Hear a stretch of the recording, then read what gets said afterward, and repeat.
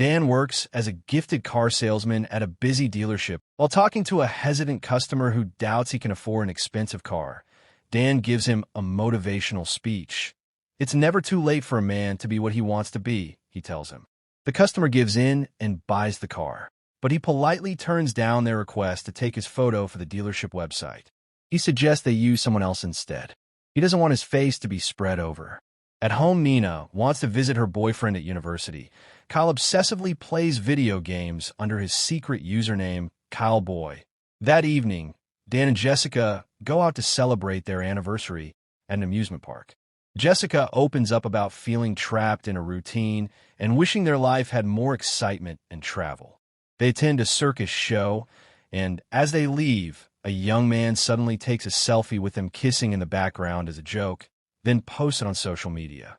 Dan confronts him and demands the photo be deleted, but the man pours a drink on him instead. Dan has a confrontation but walks away, refusing to engage in a fight, pleasing Jessica, who dislikes violence.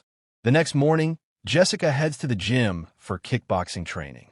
She meets Gwen, a friendly woman and recent new acquaintance who is a travel agent. Gwen listens as Jessica vents about her frustrations, especially how Dan refuses to travel or try new things. Gwen gives Jessica her business card and tells her to reach out if she ever wants an adventure, offering to fly them anywhere. After being attacked in a supermarket, Dan rushes home and retrieves a hidden box under a stair step containing passports and money. The passports are expired. Realizing the carnival photo outed him, Dan contacts his former associate, Augie, to find out why he was attacked. Augie suggests it is Dan's former employer, McCaffrey, and advises him to disappear just to be safe. Dan orders a new set of identity documents for him and his family. Dan quickly decides to take his entire family on a sudden vacation. He retrieves Nina from school, then Kyle from friend's garage where he's secretly gaming as a popular gaming streamer, and finally persuades Jessica to join by picking her up from work, telling them they're taking a spontaneous road trip to Las Vegas, where he is meeting Augie to collect their new IDs. As they're leaving town, Dan notices a suspicious car following them and realizes that their family minivan must have a tracker planted on it. He quietly escapes through a back route. The chase intensifies, and Dan's driving shocks his family. He speeds to the dealership and uses one of the service bays, lifts their car on a hydraulic ramp, finds the tracking device, and removes it from the undercarriage. He attaches the tracker to another car to mislead their pursuers. Then he asks everyone for their phones and throws them into the river to avoid further tracking and being traced. Back at their home, a dangerous man named McCaffrey and his team searches the Morgans' home, discovering the family is gone. Furious, he smashes their framed photo and orders all teams to search for Dan immediately, but can't find any indication of where they're headed as Dan has covered their tracks and discarded everyone's cell phones. The Morgan family stops at a motel to rest. Outside, a girl recognizes Kyle as Kyle Boy and takes a picture with him. Dan panics, knowing that a photo online could expose their location, and insists they leave immediately. Soon after, they are chased by motorcycle attackers. Dan handles the situation with alarming confidence, swerving, fighting, and even using Max's milk bottle to blind one of the bikers. Max laughs excitedly while everyone else sleeps or listens to music, unaware of the danger. He drives through the night, eventually reach Iowa City. Excited, Nina realizes they are near her boyfriend Trevor's university, so she begs to visit because she hopes to follow her boyfriend Trevor there rather than pursue her original goal of attending Stanford. The family walks through campus, and Jessica joins a beer-drinking competition out of curiosity and nostalgia. And she ends up winning the contest to everyone's shock and surprise. During a campus tour, Dan notices a suspicious man, a German man on his phone with a briefcase. He questions him, feeling uneasy, and believes he works for McCaffrey, though he realizes he's mistaken when they're attacked by another of McCaffrey's assassins. Dan battles it out in a chemistry laboratory.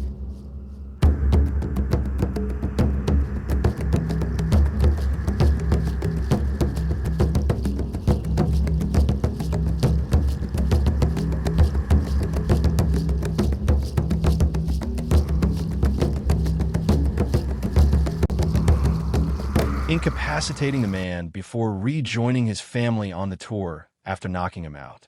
Meanwhile, Nina reaches Trevor's dorm only to find him with another girl cheating on her. He coldly explains that he never believed in monogamy, calling it a Western concept. When she finds out that Trevor is cheating on her, heartbroken, Nina storms off. Dan meets her outside and teaches her some martial arts moves, reminding her to stand up for herself. Feeling empowered, Nina returns to Trevor's room, uses the moves on him, flips him to the ground, and takes a photo of him embarrassed on the floor and proudly walks away. The family continues their trip, stopping at a lodge where Dan and Jessica share an intimate moment, showing how much they still love each other.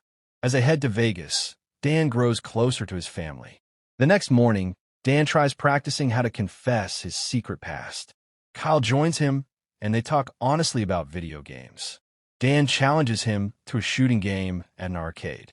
Kyle is stunned when Dan plays with expert precision and wins. Even though Kyle becomes upset, Dan reassures him. Finally, they arrive in Las Vegas. Dan sneaks out to meet Augie, who gives him new passports and IDs and urges him to tell Jessica the truth before it's too late. That evening, Dan and Jessica dress up for dinner. Dan plans to tell Jessica the truth about his past over a romantic dinner. Their kids are warned not to leave the hotel room and are told to babysit Max in their penthouse suite. But as soon as their parents leave, Nina and Kyle sneak out with Max. They dance, explore, and eventually arrive at the HyperX gaming arena in the hotel where Kyle Boy is recognized and invited to compete in a major esports match. At dinner, Dan attempts several times to confess his secret, but their waiter keeps interrupting with food and wine. Dan surprises Jessica by speaking fluent French to the confused waiter, revealing yet another unexpected skill. Jessica tells him they can talk about everything later and enjoy their night. But when Dan tries calling the kids and gets no response, he becomes worried and rushes back to the hotel with Jessica. When Dan and Jessica head back to their suite to check on the kids, as soon as they enter the room, McCaffrey's team ambush them. Jessica is grabbed, forcing Dan to drop his weapon, but he quickly throws a knife, killing the attacker. Jessica throws up from fear, shocked by the violence. They immediately rush to HyperX to retrieve the kids, where Kyle wins the gaming finals. Just as they celebrate, gunmen arrive, a shootout ensues, and the family witnesses Dan kill more assassins. Dan finally comes clean to his family, admitting that his real name is Sean. He is a former mercenary who walked away from a violent organization. The family is stunned, outraged, and angry by his deception. Sean nevertheless gives them their new passports and IDs, telling them that their lives in Buffalo are over. Jessica takes the kids and leaves Dan behind the next morning, believing they aren't in danger if they leave Dan. She calls Gwen, her recent friend, believing she can help them. Gwen, the travel agent, offers to fly them home and instructs them to come to a private airport. At the airport, the family is surprised that she brought such a plane to pick them up. While talking inside the private jet, Gwen reveals details about her ex-boyfriend who abandoned her and started a new family. Jessica slowly realizes the truth. Gwen's ex-boyfriend is Dan, and she works for McCaffrey and is Dan's ex-girlfriend, whom she is angry at for leaving.